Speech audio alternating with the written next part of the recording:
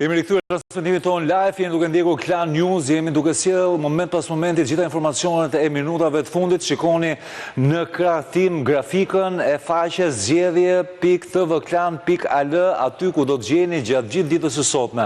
Por edhe pas mbylljes procesit votimit, sidomos mbas mbylljes procesit votimit, pra pas orës 19, atëherë kur filloi procesi numërimi, do të gjeni në kohë reale pasqyrimi që do të bëhet rezultateve të zgjedhjeve parlamentare të 2025-s përmes një pune kolosale që po bëhet pikërisht për përditësimin e çdo informacioni që grumbullohet. Shikoni pak se sa e thjeshtë është për tu përdorur kjo faqe dhe për të marrë gjitha informacionin me 4 shtylla kryesore, të cilat japin informacion si pjesëmarrja, rezultatet, parlamenti apo dhe krahason. Nëse klikojmë tek rezultatet, do të shfaqen rezultatet e forcave politike të cilat marrin pjesë në zgjedhje në 2025-ën, pikërisht nëse duke klikuar një nga këto forca politike, do të shfaqen dhe numri i mandateve, po sigurisht jemi në 2025-ën dhe këtu nuk kemi ende asnjë rezultat po themi publikuar, sepse do duhet që të grumbullohen rezultatet, por nëse klikojmë pra zgjedhjet e viteve të tjera, ja ku është për shembull 2017, ishim përpara të 2021, ju duhet vetëm një refresh pas here i faqes, sikurse ndodhet në çdo faqe tjetër, kështu që përditësohen dhe mandatet, ja ku është 74 mandate Partia Socialiste, Partia Demokratike 59, jemi 2021, ne kujtoj edhe një herë. Pra shikoni këtu tek pjesa e përzgjedhur e vitit 2021, 4 mandate të Lëvizjes Socialiste për Integrim, 3 mandate të Partisë Social-Demokrate. Pra këtu, ja ku është dhe 2017, 2013, shikoni në një tjetër këndvështrim të pjesëmarrjes, ja ku është një tabelë e thjeshtë për të kuptuar si kanë votuar apo sa përqind kanë votuar në Shqipëri, në Berat, në Dibër, në Durrës, në Elbasan Fier. Është dhe totali në fund fare, nëse shkoni në fund të tabelës, pra mund të gjeni dhe totalin në përqindje të gjithë votuesve, 3.588.245 në total, qendrat e votimit të raportuara dhe se sa kanë votuar.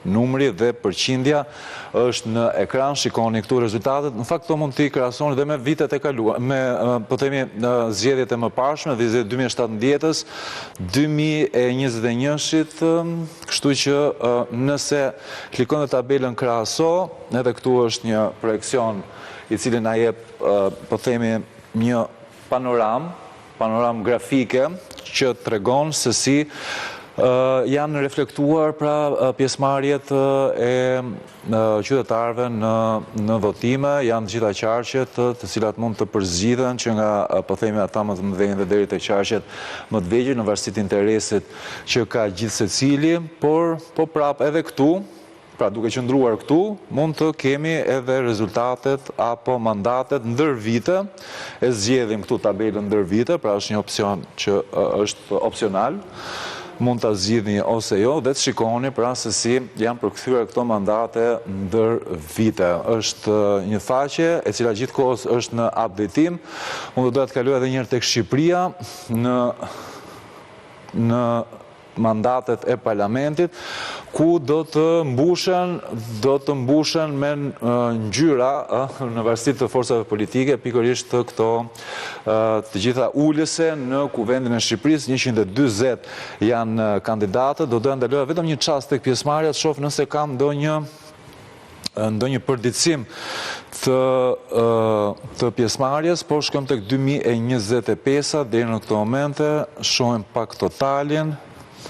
Kam përshtypjen që ende nuk ka ndonjë përditësim nga të dhënat e bëra nga Komisioni Qendror i Zgjedhjeve, por sapo të ketë, ne do t'i sjellim ato tek ju, kështu që na duhet vetëm pak kohë për të përditësuar informacionin dhe për ta sjellë atë tek ju. Mirë, kjo është faqja pra zgjedhje.tvklan.al. Mund ta shfrytëzoni për të marrë gjitha informacionet. Mirë, dakord.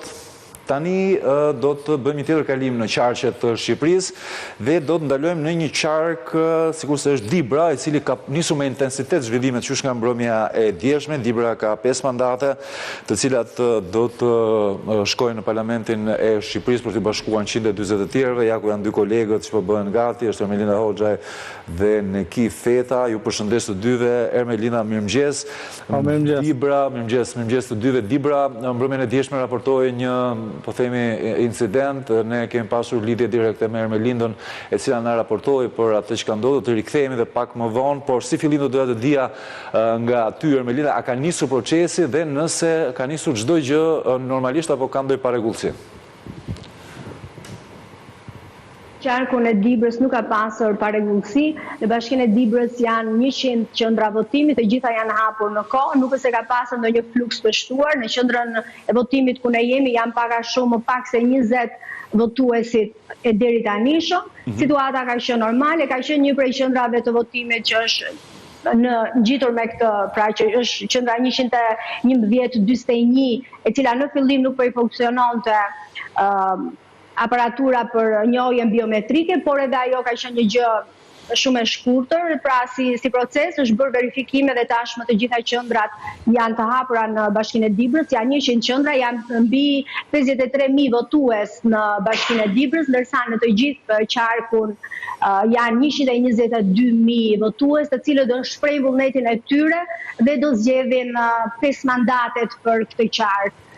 Qarku i Dibrës ka në total pra 5 mandate. Vitin e shkuar, në zgjedhjet e shkuara në 2021 ka qenë 3 mandate për Partinë Demokratike dhe 2 mandate për Partinë Socialiste, ndërkohë që do shohim se si do jetë rezultati në këto zgjedhje, edhe pse të themi në kampet e ndryshme, ato kam pasur pra të dy kampet i kam parashikimet e tyre dhe sondazhet e tyre të brendshme për në rritje, por do jetë sovrani, do jetë populli që do votoj dhe do zgjedhi nga lista e kandidatëve që janë për këtë qark, ndërkohë që 2 janë kandidatët, pra për secilën parti 2 janë ato kandidatë që janë në lista e sigurt, pastaj 5 të tjerë zgjidhen kandidatët e tjerë, pra 3 të tjerët që do jepet mundësia do zgjidhen nga listat e hapura. Po, pra është Dibra, Bashkia Mat, Kloz dhe Bulqiz, dhe kjo e fundit është Neki Feta, kolegu Neki Feta, i cili do të raportojë pikërisht nga Bulqiza, çfarë po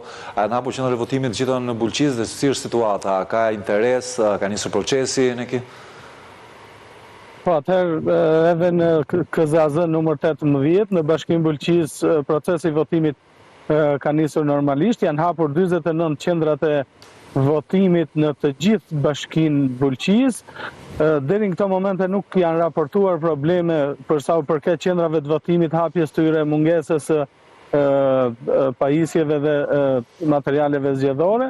Të gjitha janë normalisht deri tani. Ka nisur procesi votimit, nuk duket se ka ndonjë interes të shtuar të madh në orët e para të mëngjesit, por pritet që të votohet normalisht. Në zgjedhjet e 2021-shit, në Bashkinë Bulqiz kanë votuar rreth 61%, ndaj pritet që në orët në vijim të shtohet edhe fluksi i votuesve. Dakor, mirë Neki, faleminderit për këtë informacion paraprak, por do doja pak që të po themi risillim edhe një herë tjetër në vëmendje ato që ka ndodhur mbrëmjen e dieshme në Dibër, qysh përpara hapjes së procesit u duk sikur Dibra reflektoi një nga qarqet e nxehta ku vëmendja menjëherë u fokusua aty për raportimin e këtij incidenti. Ermelinda, doja të dija prej teje në fakt se çfarë ndodhi, por në mënyrë të sintetizuar, pak të përmbledhur, çfarë ndodhi mbrëmjen e dieshme dhe cili është informacioni zyrtar, po themi institucioneve për atë që ndodhi dhe që u regjistrua në Dibër? Faktikisht ditën e dieshme në orën 21 e pak minuta ka pasur një denoncim dhe një pretendim nga kampi demokrat dhe koalicioni për Shqipërinë madhështore. Ka qenë kandidati në listën e hapur zoti Gjukshi, i cili ka pretenduar bashkë me bashkëpunëtorët e tij pra që kanë ndaluar 3 automjete të cilët po bënen shitblerje të votës në një prej fshatrave të Bashkisë së Dibrës, në fshatin Pylafe më saktësisht. Ka ardhur pasaj policia, forcat e ndërhyrjes së shpejtë, por edhe prokuroria për të bërë verifikimin e këtyre rasteve, është bërë kontrolli i automjeteve. Një prej drejtuesve të automjeteve, i cili dhe ishte larguar nga momenti që ato ishin ndaluar, është arrestuar rreth 30-40 minuta para mesnate, është dërguar në komisariatin e Dibrës, është marrë në pyetje, por zyrtarisht ne nuk kemi asnjë informacion nga policia, pra deri në këto momente që flasim, është bërë komunikimi me to, kanë thënë që ende është po bëhet verifikimi i fakteve. Pra pretendimet janë që është bërë shitblerje votave, ka qenë i përfshirë edhe babai i një prej kandidatëve të Partisë Socialiste, që është në listën e hapur pra të Partisë Socialiste, por këto, sikur e thash, janë pretendime të Partisë Demokratike, të kandidatit Gjungshi, por ende jo në formë zyrtare, pra nuk është zyrtarizuar dhe nuk ka një kontroll, pra një deklaratë zyrtare nga policia deri në këto momente. Mendoj se do jetë gjatë orëve në vijim që do japi një deklaratë finale. Ndërkohë që në qendrën ku ne jemi, tashmë kanë ardhur votues të tjerë Drini për të shprehur vullnetin e tyre. E kthehemi edhe një herë tek qendra e votimit aty ku je ti. Mbase mund bëjmë një, po themi, në panoramim të situatës në këtë qendër votimi, është duke zhvilluar normalisht procesi, nuk ka asgjë për tu, po themi, nuk ka asgjë të jashtëzakonshme, por le të sjellim disa pamje nga Dibra, pra janë pamje direkte që vijnë nga Dibra, po. Një moment pra që kanë ardhur votuesit dhe të ndjekim ndoshta edhe votimin atyre drejt për së drejti, aparatura funksionon, komisioni ka ardhur këtu që para orës 7 për të bërë të gjithë qendrën gati dhe situata deri në këto momente paraqitet normale. Nuk është se ka ndonjë fluks të shtuar në qendrat e votimit në Bashkinë e Dibrës, por ama të gjitha qendrat, të 100 qendrat e Bashkisë së Dibrës janë hapur në kohë dhe procesi vijon rregullisht. Dakor, mirë, kjo është situata e raportuar pikërisht në këtë qark. Pra është Dibra